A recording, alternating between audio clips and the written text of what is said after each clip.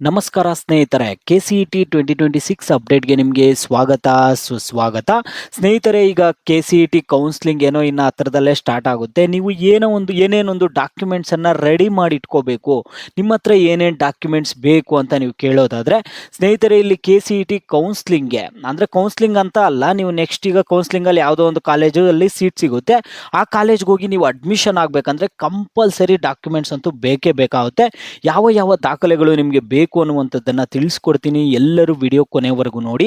ಅದಕ್ಕೆ ಮುಂಚೆ ನೀವು ಯಾರಾದರೂ ಚಾನಲನ್ನು ಇನ್ನೂ ಸಬ್ಸ್ಕ್ರೈಬ್ ಮಾಡದೆ ನೋಡ್ತಿದ್ರೆ ಈಗಲೇ ಚಾನಲನ್ನು ಪಟ್ಟಂತ ಸಬ್ಸ್ಕ್ರೈಬ್ ಮಾಡ್ಕೊಳ್ಳಿ ಮತ್ತು ವಿಡಿಯೋಗೊಂದು ಲೈಕ್ ಆದರೆ ಕೊಡಿ. ನೀವು ಕೂಡ ಸಬ್ಸ್ಕ್ರೈಬ್ ಲೈಕಿಂದ ನಿಮ್ಗೆ ಇದೇ ರೀತಿ ಕಂಟಿನ್ಯೂಸ್ ಅಪ್ಡೇಟ್ಸ್ ಆದರೆ ಸಿಗ್ತಿರುತ್ತೆ. ಈಗಾಗಲೇ ಯಾರು ಸಬ್ಸ್ಕ್ರೈಬು ಲೈಕ್ ಮಾಡಿ ವಿಡಿಯೋ ನೋಡ್ತಿದ್ರೋ ಎಲ್ಲರಿಗೂ ನನ್ನ ಒಂದು ಹೃದಯಪೂರ್ವಕ ಧನ್ಯವಾದಗಳು. ನೋಡಿ ಸ್ನೇಹಿತರೆ, ನಾನೀಗ ಡೈರೆಕ್ಟಾಗಿ ಟಾಪಿಕ್ಗೆ ಬರ್ತೀನಿ. ನಿಮಗೆ ಈಗ KCET ಕೌನ್ಸ್ಲಿಂಗ್ ಮಾಡೋವಾಗೇನೋ ಈಸಿಯಾಗಿ ಕೌನ್ಸ್ಲಿಂಗ್ ಮಾಡಿಬಿಡ್ತೀರಾ. ಈಗ ಕೌನ್ಸ್ಲಿಂಗು ಇಲ್ಲಾದ್ಮೇಲೆ ಇದು ಆಪ್ಷನ್ ಎಂಟ್ರಿ ಪ್ರೊಸೆಸ್ ಎಲ್ಲ ಮುಗಿದ ಮೇಲೆ ನೀವು ಕಾಲೇಜಲ್ಲಿ ಸೀಟ್ ಸಿಗುತ್ತೆ. ಆ ಒಂದು ಕಾಲೇಜಲ್ಲಿ ಹೋಗಿ ಅಡ್ಮಿಷನ್ ಆಗಬೇಕಾದ್ರೆ ನಿಮ್ಮ ಹತ್ರ ಈ ಡಾಕ್ಯುಮೆಂಟ್ಸ್ ಎಲ್ಲ ಇರಬೇಕು. ಲಾಸ್ಟ್ ಇಯರ್ ಎಲ್ಲ ತುಂಬ ಜನ ವಿದ್ಯಾರ್ಥಿಗಳು ಮಿಸ್ಟೇಕ್ಸ್ ಮಾಡ್ತಾನೆ ಇರ್ತಾರೆ, ಯಾವುದೋ ಒಂದು ಡಾಕ್ಯುಮೆಂಟನ್ನು ಕಳೆದುಕೊಂಡಿರ್ತಾರೆ. ನೀವು ಇವಾಗಿಂದನೇ ಡಾಕ್ಯುಮೆಂಟನ್ನು ರೆಡಿ ಮಾಡ್ಕೊಳ್ಳಿ. ಡಾಕ್ಯುಮೆಂಟ್ಸನ್ನು ಇವಾಗಿಂದನೇ ರೆಡಿ ಮಾಡ್ಕೊಳ್ಳಿ. ಮತ್ತೆ ಹೇಳ್ತಿದ್ದೀನಿ, ಯಾಕಂದರೆ ಸಾಕಷ್ಟು ಜನ ವಿದ್ಯಾರ್ಥಿಗಳು ನೆಗ್ಲೆಕ್ಟ್ ಮಾಡ್ತೀರಾ. ಈಗ ನಿಮ್ಗೆ ಹೆಂಗೂ ಕೌನ್ಸ್ಲಿಂಗ್ ಪ್ರೊಸೆಸ್ಸು ಸ್ವಲ್ಪ ಡಿಲೇ ಆಗ್ತಿದೆ, ಅದರಿಂದ ಈಗ ನಾನು ಹೇಳುವಂತಹ ಎಲ್ಲ ಡಾಕ್ಯುಮೆಂಟ್ಸನ್ನು ರೆಡಿ ಮಾಡ್ಕೊಳ್ಳಿ ಸ್ನೇಹಿತರೆ. ಮೊದಲನೇ ಒಂದು ಡಾಕ್ಯುಮೆಂಟ್ ನಿಮ್ಮ ಹತ್ರ ಕಂಪಲ್ಸರಿ ಏನಿರಬೇಕಂದ್ರೆ KCET ಫೈನಲ್ ಅಪ್ಲಿಕೇಶನ್ ಫಾರ್ಮು. ಈಗ ನಿಮ್ದು ಎಡಿಟ್ ಎಲ್ಲ ಮಾಡಾದ್ಮೇಲೆ ಒಂದು ಫೈನಲ್ ಅಪ್ಲಿಕೇಶನ್ ಫಾರ್ಮ್ ಇರುತ್ತಲ್ಲ, ಅದು ನಿಮ್ಮದು ಅಪ್ಲಿಕೇಶನ್ ಫಾರ್ಮ್ ಅನ್ನುವಂಥದ್ದು ತುಂಬಾ ಇಂಪಾರ್ಟೆಂಟು. ಅಡ್ಮಿಷನ್ ಟೈಮಲ್ಲಿ ಕೂಡ ಕೇಳ್ತಾರೆ, ಎಲ್ಲ ಒರಿಜಿನಲ್ ಡಾಕ್ಯುಮೆಂಟ್ಸ್ ಎಲ್ಲ ಬೇಕಾಗುತ್ತೆ. ನಿಮ್ಮ ಹತ್ರ ಒಂದು ಅಪ್ಲಿಕೇಶನ್ ಫಾರ್ಮನ್ನು ರೆಡಿ ಮಾಡಿ ಇಟ್ಕೊಂಡಿರಿ, ಓಕೆನಾ, ಒಂದು ಫೈಲಲ್ಲಿ ಇಟ್ಕೊಂಡಿರಿ. ಮತ್ತು KCET ಅಡ್ಮಿಟ್ ಕಾರ್ಡು, ಈ ಒಂದು ಅಡ್ಮಿಟ್ ಕಾರ್ಡನ್ನು ಅಪ್ಲಿಕೇಶನ್ ಫಾರ್ಮನ್ನು ವಿದ್ಯಾರ್ಥಿಗಳು ನೆಗ್ಲೆಕ್ಟ್ ಮಾಡ್ತಾನೆ ಇರ್ತಾರೆ. ಲಾಸ್ಟ್ ಇಯರ್ ಕೂಡ ಎಷ್ಟೋ ಜನ ವಿದ್ಯಾರ್ಥಿಗಳು ಕಳೆದುಕೊಂಡಿದ್ದಾರೆ. ಈ ಒಂದು KCET ಅಡ್ಮಿಟ್ ಕಾರ್ಡ್ ಅಂದರೆ ನಿಮ್ಮದು ಆಲ್ ಟಿಕೆಟ್, CET ಎಕ್ಸಾಮ್ ಬರೆಯೋಕೆ ಹೋದಾಗ ಒಂದು ಆಲ್ ಟಿಕೆಟ್ ಕೊಟ್ಟಿರ್ತಾರಲ್ಲ ಅಡ್ಮಿಟ್ ಕಾರ್ಡು, ಅದನ್ನು ಕೂಡ ಇಟ್ಕೊಳ್ಳಿ. ಸಾಕಷ್ಟು ಜನ CET ಎಕ್ಸಾಮ್ ಆಗಿದ ತಕ್ಷಣ ಅರ್ಧಾಕೋದು ಬಿಸಾಕೋದೆಲ್ಲ ಮಾಡ್ತಿರ್ತಾರೆ, ಆ ಥರ ಮಾಡಬೇಡಿ. ಅಡ್ಮಿಟ್ ಕಾರ್ಡ್ ಕೂಡ ಕೇಳ್ತಿದ್ದಾರೆ ಅಡ್ಮಿಷನ್ಸ್ ಟೈಮಲ್ಲಿ, ಓಕೆನಾ. KCET ಅಪ್ಲಿಕೇಶನ್ ಫಾರ್ಮನ್ನು ಅಡ್ಮಿಟ್ ಕಾರ್ಡನ್ನು ಸಾಕಷ್ಟು ಜನ ವಿದ್ಯಾರ್ಥಿಗಳು ಇಟ್ಕೊಂಡಿರಲ್ಲ, ಇಲ್ಲಾಂದರೆ ಅಲ್ಲಿ ಬಿಸಾಕೋದು ಹಂಗೆಲ್ಲ ಮಾಡಿರ್ತಾರೆ. ಇಲ್ಲ, ಒಂದು ಫೈಲಲ್ಲಿ ಇಟ್ಕೊಂಡಿರಿ. ಇಲ್ಲ ಸ್ನೇಹಿತರೆ, ಮತ್ತು SSLC ಮತ್ತು PUCದು marks card, SSLC marks card ಬೇಕು ಮತ್ತು PUC ಮಾರ್ಕ್ಸ್ ಕಾರ್ಡ್ ಬೇಕು, ಓಕೆನಾ. ಮತ್ತು ಈಗ OBC ವಿದ್ಯಾರ್ಥಿಗಳಿಗಾದರೆ ಇನ್ಕಮ್ ಆ್ಯಂಡ್ ಕ್ಯಾಸ್ಟ್ ಸರ್ಟಿಫಿಕೇಟ್ ಎರಡು ಒಂದೇ, ಇನ್ಕಮ್ ಆ್ಯಂಡ್ ಕ್ಯಾಸ್ಟು ಇರಬೇಕು, ಓಕೆನಾ. ಇನ್ಕಮ್ ಆ್ಯಂಡ್ ಕ್ಯಾಸ್ಟ್ ಸರ್ಟಿಫಿಕೇಟು ಅದು ಎಕ್ಸ್ಪೈರ್ ಆಗಿದೆಯಾ ಇಲ್ಲ ಅಂತ ಒಂದ್ಸರಿ ಚೆಕ್ ಮಾಡ್ಕೊಳ್ಳಿ, ಓಕೆನಾ. ಎಕ್ಸ್ಪೈರ್ ಆಗಿದ್ರೆ ಮತ್ತೆ ರಿನ್ಯೂವಲ್ ಮಾಡಿಸಿ. ಮತ್ತು SC/ST ವಿದ್ಯಾರ್ಥಿಗಳಿಗೆಲ್ಲ ಕ್ಯಾಸ್ಟ್ ಸರ್ಟಿಫಿಕೇಟು, ಇನ್ಕಮ್ ಸರ್ಟಿಫಿಕೇಟು ಎಲ್ಲ ಇರುತ್ತಲ್ಲ, ನಿಮ್ಮದು ಸಪ್ರೇಟು ಇನ್ಕಮ್ ಆ್ಯಂಡ್ ಕ್ಯಾಸ್ಟ್ ಸರ್ಟಿಫಿಕೇಟ್ಗಳನ್ನು ರೆಡಿಯಾಗಿ ಇಟ್ಕೊಂಡಿರಿ. ಅದ್ರ ಜೊತೆಗೆ ವಿದ್ಯಾರ್ಥಿಗಳು ಕೆಲವರು ರೂರಲ್ ಕೋಟಾನ ಕ್ಲೈಮ್ ಮಾಡಿರ್ತಾರೆ, ರೂರಲ್ ಸರ್ಟಿಫಿಕೇಟ್ ಇರಬೇಕು ನಿಮ್ಮ ಹತ್ರ. ಕನ್ನಡ ಮೀಡಿಯಂ ಕೋಟಾನ ಕ್ಲೈಮ್ ಮಾಡಿರ್ತಾರೆ, ಕನ್ನಡ ಮೀಡಿಯಂ ಸರ್ಟಿಫಿಕೇಟ್ ಆದರೆ ಇರಬೇಕು. ಮತ್ತು ಇಲ್ಲಿ ನಿಮ್ಮದು 7 ಇಯರ್ಸ್ ಸ್ಟಡಿ ಸರ್ಟಿಫಿಕೇಟ್ ಇರಬೇಕು. ನೀವು ಆಲ್ರೆಡಿ ಎಲ್ಲ ಬರ್ಸ್ಕೊಂಡಿರ್ತೀರ ಅನಿಸುತ್ತೆ, ಡಾಕ್ಯುಮೆಂಟ್ ವೆರಿಫಿಕೇಷನ್ಗೆಲ್ಲ 7 ಇಯರ್ಸ್ ಸ್ಟಡಿ ಸರ್ಟಿಫಿಕೇಟ್ ಕೂಡ ನೀವು ಆಲ್ರೆಡಿ ಇಟ್ಕೊಂಡಿರಿ ಸ್ನೇಹಿತರೆ.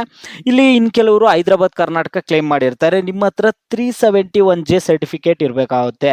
ಈಗ ಹೈದರಾಬಾದ್ ಕರ್ನಾಟಕ ಕ್ಲೈಮ್ ಮಾಡಿರುವಂತಹ ವಿದ್ಯಾರ್ಥಿಗಳಿಗೆ 371J ಸರ್ಟಿಫಿಕೇಟ್ ಬೇಕಾಗುತ್ತೆ.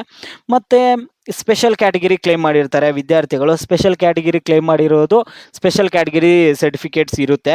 ಈಗ ಡಿಫೆನ್ಸ್ ಆಗಿರ್ಬೋದು, ಎಕ್ಸ್ ಡಿಫೆನ್ಸು, ಸ್ಪೋರ್ಟ್ಸ್ ಕೋಟಾದು, ಈ ಕೋಟಾದು ನಿಮ್ಮದು ಸ್ಪೆಷಲ್ ಕ್ಯಾಟಗಿರಿಯಲ್ಲಿ ಏನಾದ್ರು ಕ್ಲೈಮ್ ಮಾಡಿದರೆ ಅದರ ರಿಲೇಟೆಡ್ ಡಾಕ್ಯುಮೆಂಟ್ಸ್ ಇರಬೇಕಾಗುತ್ತೆ. ಮತ್ತು ನಾರ್ಮಲ್ ಆಗಿ ನಿಮ್ಮದು ಪಾಸ್ಪೋರ್ಟ್ ಸೈಜ್ ಫೋಟೋಗಳೆಲ್ಲ ಇಟ್ಕೊಂಡಿರಿ. ನೀವು ಪಾಸ್ಪೋರ್ಟ್ ಸೈಜ್ ಫೋಟೋಗಳು ಕೇಳ್ತಾರೆ, ಆಲ್ರೆಡಿ ಆ ಒಂದು ಫೋಟೋಗಳೆಲ್ಲ ಇಟ್ಕೊಂಡಿರಿ ನಿಮ್ಮ ಹತ್ರ, ಓಕೆನಾ. ಮತ್ತು ಮೈನ್ ಇಂಪಾರ್ಟೆಂಟ್ ಏನಂದರೆ, ನೀವು ಅಡ್ಮಿಷನ್ ಮುಂಚೆ ಫೀಸನ್ನು ಪೇ ಮಾಡಿರ್ತೀರ, ಆ ಒಂದು ಫೀಸ್ ರೆಸಿಪ್ಟ್ ಅನ್ನುವಂಥದ್ದು ಬೇಕೇ ಬೇಕಾಗುತ್ತೆ. ಆ ಒಂದು ಫೀಸ್ ರೆಸಿಪ್ಟನ್ನಂತೂ ಎಲ್ಲೂ ಬಿಸಾಕಕ್ಕೆ ಹೋಗ್ಬೇಡಿ, ಆ ಒಂದು ಫೀಸ್ ರೆಸಿಪ್ಟ್ ಅಂತೂ ಕಂಪಲ್ಸರಿ ಬೇಕು. ಇದಂತೂ ತುಂಬಾ ಇಂಪಾರ್ಟೆಂಟು, ಫೀಸ್ ರೆಸಿಪ್ಟು.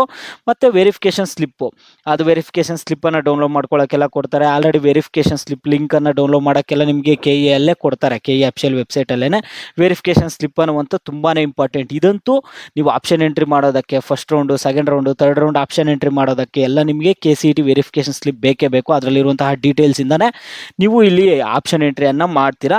ಬೇಸಿಕ್ ಇವೆಲ್ಲ ಡಾಕ್ಯುಮೆಂಟ್ಸ್ ನಿಮಗೆ ಕಂಪಲ್ಸರಿ ಇರಲೇಬೇಕು ಸ್ನೇಹಿತರೆ. ನೋಡಿ, ನಿಮ್ಮ ಹತ್ರ ಯಾವಾದ್ರು ಬೇರೆ ಡಾಕ್ಯುಮೆಂಟ್ಸ್ ಇದರಲ್ಲಿ ಯಾವಾದರೂ ಇಲ್ಲ ಅಂದರೆ ರೆಡಿ ಮಾಡಿ ಇಟ್ಕೊಳ್ಳಿ. ನಿಮಗೆ ಡಾಕ್ಯುಮೆಂಟ್ಸ್ ಇವೆಲ್ಲ ಕಂಪಲ್ಸರಿ ಸ್ನೇಹಿತರೆ. ಮತ್ತು ಆಲ್ರೆಡಿ ನಿಮ್ಮ ಹತ್ರ ನಿಮ್ಮದು ನಾರ್ಮಲ್ ಪಾಸ್ಬುಕ್ಕು ಅವೆಲ್ಲ ನಿಮ್ಮ ಹತ್ರ ಇದ್ದೇ ಇರುತ್ತೆ. ನಿಮ್ಮ ಹತ್ರ ಪಾಸ್ಪೋರ್ಟ್ ಸೈಜ್ ಫೋಟೋ, ನಿಮ್ಮ ಪಾಸ್ಬುಕ್ಕು ಅದೆಲ್ಲ, ಓಕೆನಾ. ಫೀಸ್ ರೆಸಿಪ್ಟ್ ಕೂಡ ಇದು ತುಂಬಾ ಇಂಪಾರ್ಟೆಂಟು. ನೀವೇನು ಅಡ್ಮಿಷನ್ ಮುಂಚೆ ಫೀಸ್ ಪೇ ಮಾಡ್ತೀರಾ, ಇಲ್ಲಿ ಆ ಒಂದು ಫೀಸ್ ರೆಸಿಪ್ಟ್ ಅನ್ನುವಂಥ ತುಂಬ ಇಂಪಾರ್ಟೆಂಟ್ ಆಗುತ್ತೆ. ಇವು ಬೇಸಿಕ್ ಡಾಕ್ಯುಮೆಂಟ್ಸ್ ಅಂತೂ ನಿಮಗೆ ಕಂಪಲ್ಸರಿ ಬೇಕಾಗುತ್ತೆ ಸ್ನೇಹಿತರೆ. ನಿಮಗೆ ಅಪ್ ಟು ಗೋ ನೀವು ಕಾಲೇಜ್‌ಗೆ ಹೋಗಿ ಜಾಯಿನ್ ಆಗೋವರೆಗೂ ಕೆ-ಸಿ-ಇ-ಟಿ ಕೌನ್ಸೆಲಿಂಗ್ ಪ್ರೋಸೆಸ್ ಎಲ್ಲ ಹೆಂಗಿರುತ್ತೆ, ಏನು ಅನ್ನುವಂಥದ್ದನ್ನು ನಾನು ಎಲ್ಲ ಇನ್ಫಾರ್ಮೇಷನ್ ಡಿಟ್ ಟು ಡಿಟ್ ಇನ್ಫಾರ್ಮೇಷನ್ ನಮ್ಮ ಚಾನಲ್ ಸೈಡಿಂದ ಬರ್ತಾನೆ ಇರುತ್ತೆ. ನಿಮ್ಮ ಸೈಡಿಂದ ನಮಗೆ ಬೇಕಾಗಿರುವಂತಹ ಪ್ರೋತ್ಸಾಹ ಏನಂದರೆ ಚಾನಲನ್ನು ಸಬ್ಸ್ಕ್ರೈಬ್ ಮಾಡ್ಕೊಂಡು ವಿಡಿಯೋಗೊಂದು ಲೈಕ್ ಆದರೂ ಕೊಟ್ಬಿಡಿ. ನಮಗೆ ಆ ಪ್ರೋತ್ಸಾಹ ಕೊಟ್ಟರೆ ಸಾಕು ನೀವು ನಮಗೆ. ಮತ್ತು ನಿಮ್ಗೆ ಏನೇ ಡೌಟ್ಸ್ ಇರಲಿ, ಸಿ-ಇ-ಟಿ ವಿದ್ಯಾರ್ಥಿಗಳಿಗೆ ನಿಮ್ಗೆ ಏನೇ ಡೌಟ್ ಇರಲಿ, ಸಿ-ಇ-ಟಿ ಮಾತ್ರ ಅಲ್ಲ ನೀಟ್ ವಿದ್ಯಾರ್ಥಿಗಳಿಗೆ ಕೂಡ ನಿಮ್ಗೆ ಏನೇ ಡೌಟ್ ಇರಲಿ ವಿಡಿಯೋಗೆ ಲೈಕ್ ಮಾಡ್ಬಿಟ್ಟು ನನಗೆ ಕಾಮೆಂಟ್ ಮುಖಾಂತರ ತಿಳಿಸಿ. ನೀವು ವಿದ್ಯಾರ್ಥಿಗಳು ಯಾವ ಟಾಪಿಕ್ಸ್ ಬಗ್ಗೆ ಹೆಚ್ಚಿಗೆ ಕಾಮೆಂಟ್ಸ್ ಮಾಡಿರ್ತೀರೋ ಅದ್ರ ಬಗ್ಗೆನೇ ನಮ್ಮ ಚಾನಲ್ ಕಡೆಯಿಂದ ಮುಂದಿನ ವಿಡಿಯೋ ಆದರೆ ಬರುತ್ತೆ.